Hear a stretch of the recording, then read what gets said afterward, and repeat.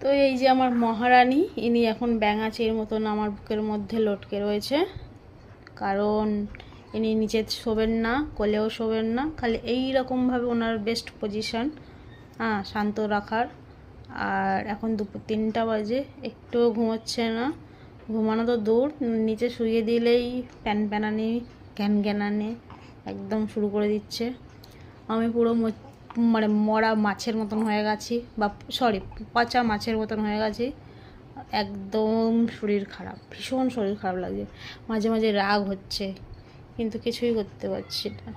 এইটুখানি পোনাকে আমি কি করে মারবো বকবো বলো, শরীরটা নিচ্ছেই না। আমি যদি না ভালো থাকি তাহলে আমি একে কী করে ভালো রাখবো? একে তো একটু বোঝা দরকার যে মাকে একটু আরাম করতে দিই, কিন্তু না, একটুও না, আমার ওপরে একটুও মায়া করে না, খালি নিজেরটাই বোঝে, তাই না দুষ্টু? কিরে?